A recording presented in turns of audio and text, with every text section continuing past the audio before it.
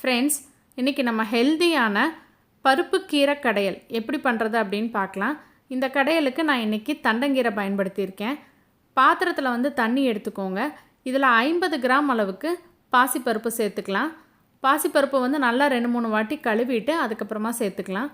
10 போல் சின்ன வெங்காயத்தை வந்து நான் வெட்டி வச்சுருக்கேன், அதையும் இதில் சேர்த்துக்கலாம். ஒரு 5-6 பல் அளவுக்கு பூண்டு, அதையும் நறுக்கி சேர்த்துக்கலாம். நான் சின்னதாக 2 தக்காளி பழத்தை நறுக்கி சேர்த்துருக்கேன். நீங்கள் பெருசாக இருந்தால் 1 மட்டும் சேர்த்துக்கோங்க. காரத்துக்கு தகுந்த அளவுக்கு பச்சை மிளகாய் சேர்த்துக்கோங்க. குழம்புக்கு வந்து தேவையான அளவுக்கு மஞ்சள் தூள் சேர்த்துக்குங்க. இப்போ இது எல்லாமே வந்து நல்லா வெந்து வந்துடட்டும். நம்ம மூடி போட்டு வேக வச்சிடலாம்.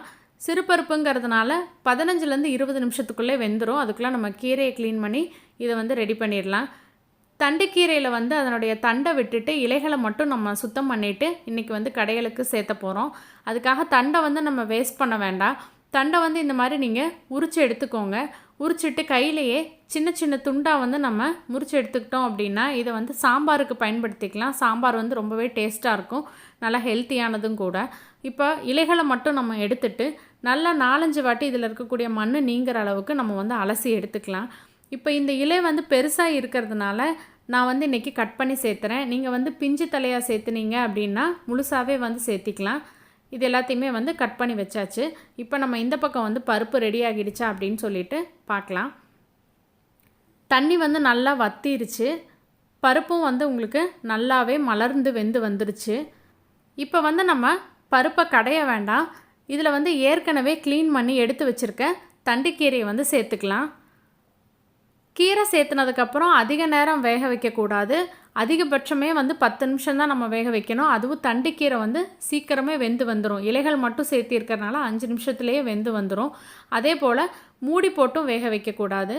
ஸோ கீரைகளெல்லாம் கலந்ததுக்கப்புறமா நல்லா ஒரு வாட்டி கலந்து விட்டுருங்க. பருப்பு வந்து எல்லா பக்கமும் படுற மாதிரி ஒரு 5 நிமிஷம் ஆகட்டும். அதுக்கப்புறமா நம்ம வந்து வெந்துருச்சா அப்படின்னு சொல்லி பார்த்துட்டு இதை வந்து நல்லா கடைஞ்சி விட்டுறலாம். இப்போ இது வேகட்டும்.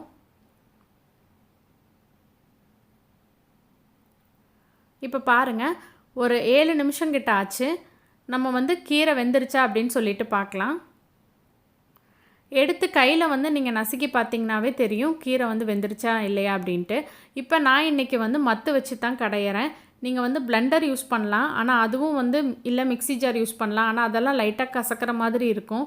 மத்து வச்சு கடைஞ்சிங்க அப்படின்னா அதனுடைய டேஸ்ட் வந்து ரொம்பவே நல்லாயிருக்கும். கடைஞ்சதுக்கப்புறமா உங்களுக்கு எந்த அளவுக்கு திக்னஸ் வேணுமோ அந்த அளவுக்கு நீங்கள் வந்து அட்ஜஸ்ட் பண்ணிக்கோங்க.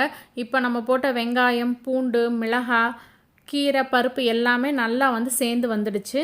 இப்போ இதுக்கு தேவையான அளவுக்கு உப்பு சேர்த்திக்கலாம். நம்ம தாளிப்பு பண்ணிடலாம் இந்த குழம்புக்கு. நான் இன்றைக்கி வந்து தேங்காய் எண்ணெய் எடுத்திருக்கேன். உங்களுக்கு எந்த எண்ணெய் விருப்பமோ அந்த எண்ணெய் வந்து நீங்கள் சேர்த்துக்கலாம்.